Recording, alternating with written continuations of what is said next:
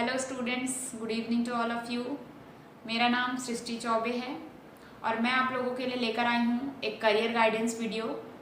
इस career guidance video में मैं बेसिकली उन स्टूडेंट्स को एड्रेस करूँगी जो 10th के बाद मैथ्स स्ट्रीम लेना चाहते हैं, मैथ्स यानी कि मैथमेटिक्स स्ट्रीम लेना चाहते हैं।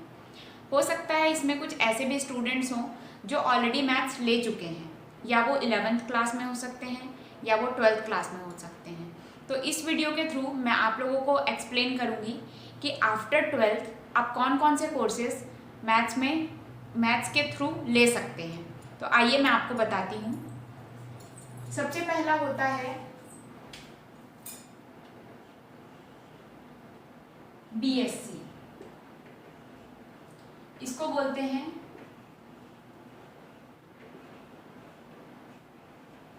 Bachelors of science. ये 3 इयर्स का होता है कोर्स और इसमें आपको बेसिकली जो सब्जेक्ट्स होते हैं फिजिक्स, केमिस्ट्री, मैथ्स यानी कि पीसीएम वो पढ़ाया जाता है। इस कोर्स के बाद आप चाहो तो एमएससी भी कर सकते हो, बट ये कोर्स आपको उसके लिए 3 इयर्स का करना जरूरी है। दूसरा होता है बीई या इसको कहीं कहीं बीटेक भी बोलते हैं। जो बीई और बीटेक है वो बेसिकली इंजीनियरिंग कोर्स है।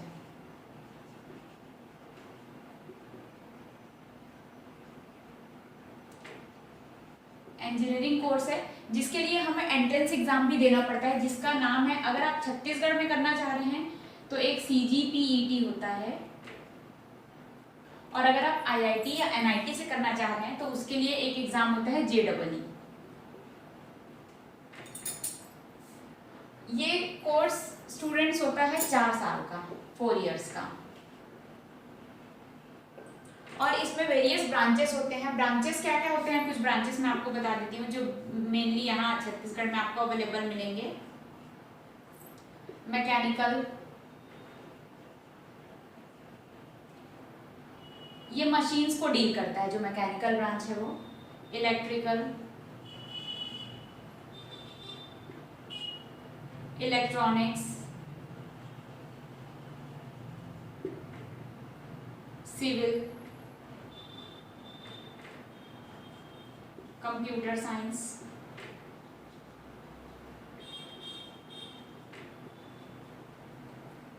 और होता है एरोनॉटिक्स।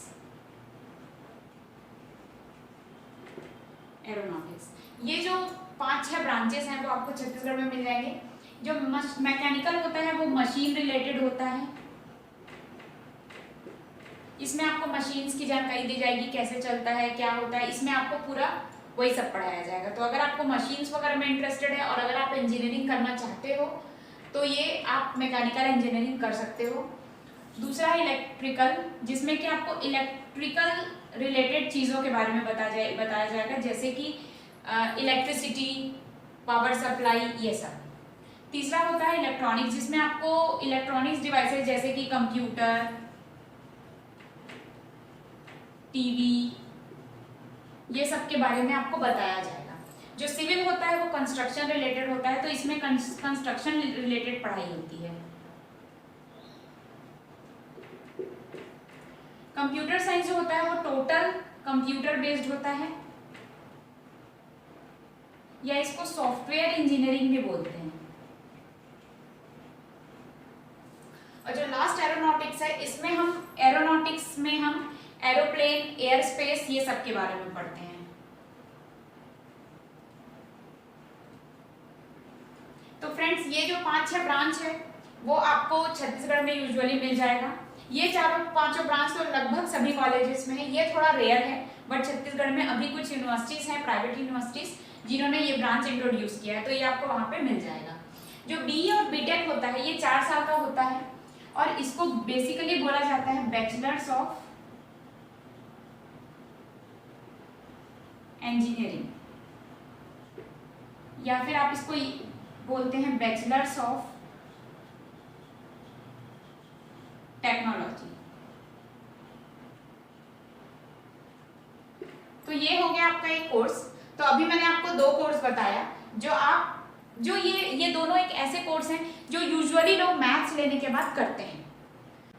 अभी मैंने आपको 2 कोर्स के बारे में बताया। अब मैं तीसरे कोर्स में आती हूँ जो है लॉ, जिसे बोला जाता है LLB। LLB आप 2 टाइप कर सकते हैं। एक तो होता है LLB जो कि 3 इयर्स का होता है, और दूसरा होता है BA LLB जो कि 5 इयर्स का होता है। LLB 3 इयर्स के लिए आपको ग्रेजुएशन करना जरूरी है। पहले ग्रेजुएशन के बाद ही आप 3 इयर्स वाला कर सकते हो। और जो BLLB होता है ये टोटल 5 इयर्स का होता है। ये आप डायरेक्ट 12th के बाद ज्वाइन कर सकते हो। इसके लिए आपको कोई भी एडिशनल ग्रेजुएशन की जरूरत नहीं है, क्योंकि ये खुद ही आपको एक ग्रेजुएशन डिग्री प्रोवाइड करता है लॉ के साथ। तो ये होता है, ये डायरेक्ट हो जाता है 12th के बाद।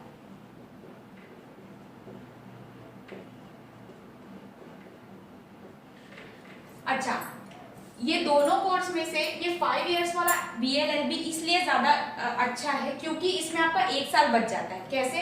क्योंकि अगर आप LLB करते हो 3 इयर्स वाला तो उसके पहले आपको 3 years graduation plus 3 years LLB करके टोटल आपको 6 इयर्स लगता है लॉ करने में। लेकिन अगर आप BLLB करते हो तो ये डायरेक्ट 12th के बाद आपको 5 इयर्स में डिग्री दे देता है, जिससे आपका 1 साल पूरा का पूरा बच जाता है। एक चीज और सबसे इम्पोर्टेंट ये है लॉ के साथ कि इसके लिए आपको, अगर आप कोर्स ज्वाइन करना चाह रहे हो LLB का, तो इसके लिए आपको एक एंट्रेंस एग्जाम देना पड़ता है जिसको बोलते हैं क्लैट। फुल फॉर्म होता है कॉमन लॉ एडमिशन टेस्ट। इस एग्जाम के स्कोर कार्ड के थ्रू ही आप कहीं पर भी लॉ में एडमिशन ले सकते हो। और एक चीज और, लॉ करने के बाद भी आप इसका मास्टर्स जो कि LLM होता है वो चाहो तो कर सकते हो। LLM कहीं कहीं 2 साल का होता है, कहीं 1 साल का भी होता है। कुछ लोग डायरेक्ट BLLB करने के बाद पढ़ाई प्रीफर नहीं करते और सीधे ही प्रैक्टिस करना स्टार्ट कर देते हैं लॉ की। तो आप उसको अपने कन्वीनियंट और अपने चॉइस के हिसाब से कर सकते हो। ये हुआ आपका लॉ। अब हम आते हैं 4th BCA। BCA का फुल फॉर्म होता है बैचलर्स ऑफ कंप्यूटर एप्लीकेशन।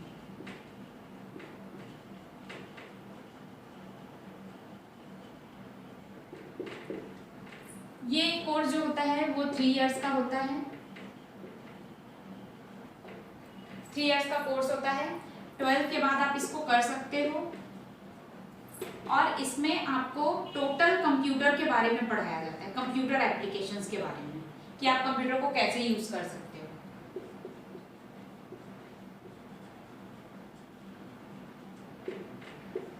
इस कोर्स को करने के लिए आपको किसी भी टाइप का कोई भी एंट्रेंस एग्जाम नहीं देना रहता। ये मेरिट बेसिस पे जो कॉलेज के रिक्वायरमेंट्स होती हैं, जिस कॉलेज में आप पढ़ना चाह रहे हो वहाँ के रिक्वायरमेंट पे डिपेंड करता है कि आपका वहाँ पर एडमिशन होगा कि नहीं। नेक्स्ट हम आते हैं कोर्स में जो होता है BBA। अच्छा, मैं एक चीज और बताना चाहूंगी कि BCA के बाद आप चाहो तो आगे MCA का कोर्स कर सकते हो जो कि इसका मास्टर डिग्री होता है, और या तो फिर आप डायरेक्ट जॉब भी कर सकते हो। आजकल कंप्यूटर बेस्ड बहुत सारे जॉब होते हैं जो बहुत सारी कंपनियों में और बहुत सारी जगहों पे ऑफिस में वैकेंसी होती है इसके लिए, तो आप डायरेक्ट BCA बेस पे जॉब भी ज्वाइन कर सकते हो। फिर नेक्स्ट आते हैं हम लोग अपने नेक्स्ट कोर्स पे जो होता है BBA। BBA का फुल फॉर्म होता है बैचलर्स ऑफ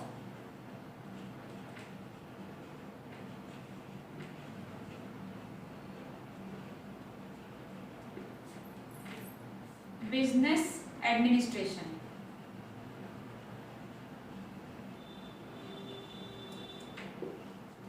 ये जो BA होता है वो भी 3 साल का होता है। डायरेक्ट आप ये 12th के बाद कर सकते हो। इसके लिए भी आपको कोई भी एंट्रेंस एग्जाम देने की जरूरत नहीं है। और इस जो कोर्स होता है BBA, इसमें आपको बेसिकली बिजनेस रिलेटेड पढ़ाई कराई जाती है।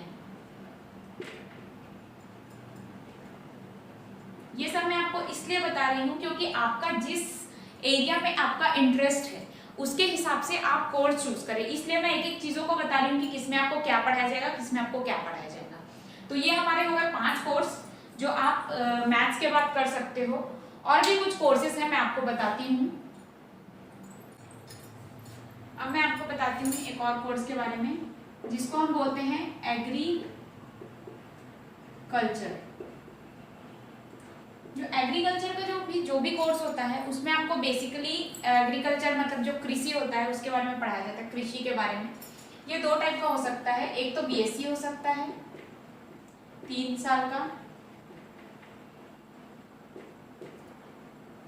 और दूसरा होता है बीटेक, ये होता है 4 साल का, जो कि एक इंजीनियरिंग कोर्स है। जो बीएससी होता है इसमें आपका डायरेक्ट एडमिशन हो जाएगा 12th के बाद मेरिट बेसिस पे, और इसके बाद आप चाहो तो एमएससी भी कर सकते हो। और जो आपका बीटेक एग्रीकल्चर होता है इसमें आपको एंट्रेंस देना पड़ता है जिसे बोलते हैं PAT, प्री एग्रीकल्चरल टेस्ट। इस एग्जाम के को क्वालिफाई करने के बाद ही आप ये बीटेक में एडमिशन ले सकते हो। लेकिन ये जो बीटेक में एग्रीकल्चर का जो ब्रांच है वो आपको हर कॉलेज में अवेलेबल नहीं मिलेगा। इस एग्जाम को क्लियर करने पे और उसके रैंकिंग के हिसाब से डिसाइड होगा कि आपको बीटेक एग्रीकल्चर में एडमिशन मिलेगा कि नहीं। लेकिन अभी के डेट में ये बहुत स्कोप है इस ब्रांच में, तो आप चाहो तो ये भी ज्वाइन कर सकते हो। इसके बाद कुछ 2-4 ऐसे कोर्स बचते हैं जो आपके साथ साथ दूसरे स्ट्रीम वाले भी ज्वाइन कर सकते हैं, जैसे कि BA मतलब होता है बैचलर्स ऑफ आर्ट।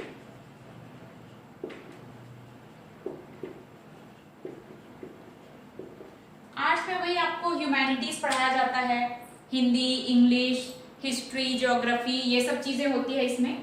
तो ये चाहे तो मैथ्स वाले कर सकते हैं, अदरवाइज ये आर्ट्स वालों का कोर्स है, लेकिन इसको सभी स्ट्रीम वाले स्टूडेंट्स ज्वाइन कर सकते हैं इस कोर्स को। ये 3 साल का होता है। मैं एक चीज बताना चाहूंगी, अगर आप किसी कॉम्पिटिटिव एग्जाम की तैयारी कर रहे हो 12th के बाद, तो ये जो BA होता है वो सबसे बेस्ट कोर्स होता है, क्योंकि इसमें आपको बहुत सारी चीजें ऐसी बताई जाती है जो हमारे कॉम्पिटिटिव एग्जाम में पूछा जाता है। तो साथ साथ ग्रेजुएशन की डिग्री अगर आपको करनी है तो आप ये BA प्रीफर कर सकते हो। और कुछ होते हैं कोर्स जैसे कि BSW होता है bachelors of social work. Social work मतलब क्या होता है? समाज सेवा। तो आजकल इसमें भी 3 ईयर का कोर्स होता है और इसके बाद इसका MSW भी होता है। ये भी एक ऐसा कोर्स है जो अभी मार्केट में बहुत डिमांड में है, इसमें भी बहुत सारी वैकेंसीज निकलती है जो आप ये कोर्स करके ज्वाइन कर सकते हो। ये भी 3 साल का होता है।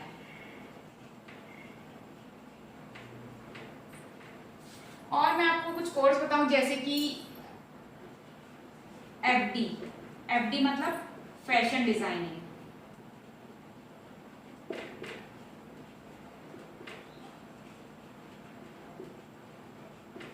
और होता है interior designing ID।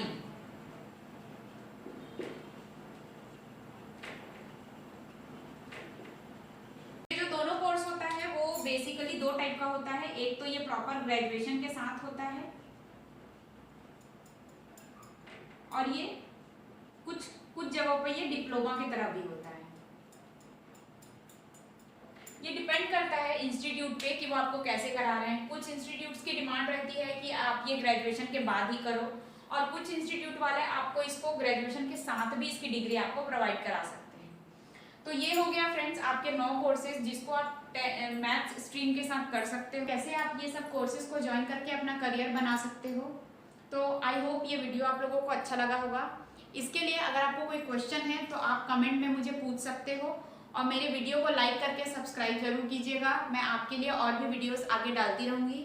Thank you.